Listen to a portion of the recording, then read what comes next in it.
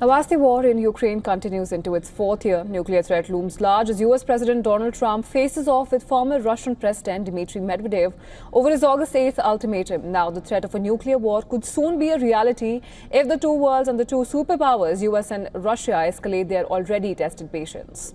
Trump wants Russia to end the war in Ukraine, calling its military actions disgusting, warning Putin of further sanctions if no progress is made by August 8th to de-escalate.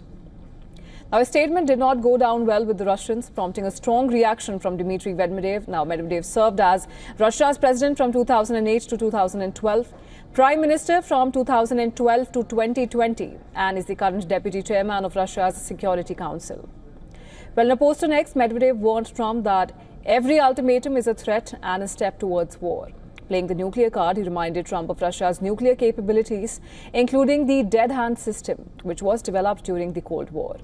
Now, this system ensures that in event of a catastrophic nuclear attack, Russia can initiate a counter-strike by launching nuclear missiles from underground deep silos, initiating a full-scale nuclear response towards its adversaries in the Western world.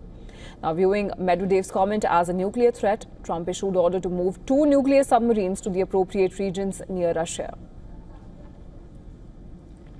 You just have to read what he said. He was talking about nuclear. When you talk about nuclear, we have to be prepared, and we're totally prepared. While taking on Trump, Russian Duma Deputy Chairman Viktor Vodolatsky said that there are significantly more Russian nuclear submarines in the oceans than American ones. And the ship that US President Donald Trump ordered to be redirected to the appropriate regions have long been under control. While Trump and Medvedev trade bars, Putin signaled no change in Russia's stance on Ukraine, despite Trump's August 8th deadline. Playing down Trump's demands for a ceasefire, he said that all disappointments come from excessive expectations.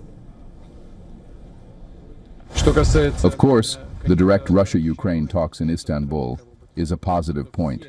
As for any disappointments on anyone's part, all disappointments come from excessive expectations. As U.S. readies new sanctions against Trump, White House envoy Steve Witkoff is expected to travel to Russia for talks, with past meetings bearing no credible breakthrough. It remains to be seen if Russia changes its stand.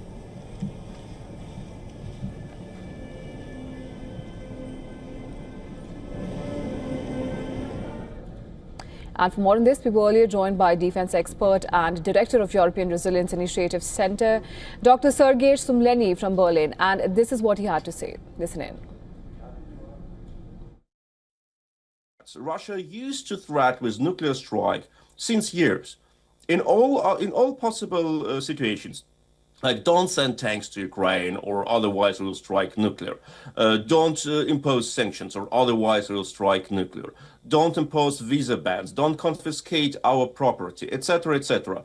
Russia understands that the nuclear threat is the only which really hits us into our heart. And where we really think, yeah, does it worth it? Is it worth it to escalate against Russia? That's why Russia uses all the time. And then President Trump now saying, okay, we can also play this game and we can also threat you with nukes. So what you do now is a very new situation, and I think it's a right way to deal with Russia.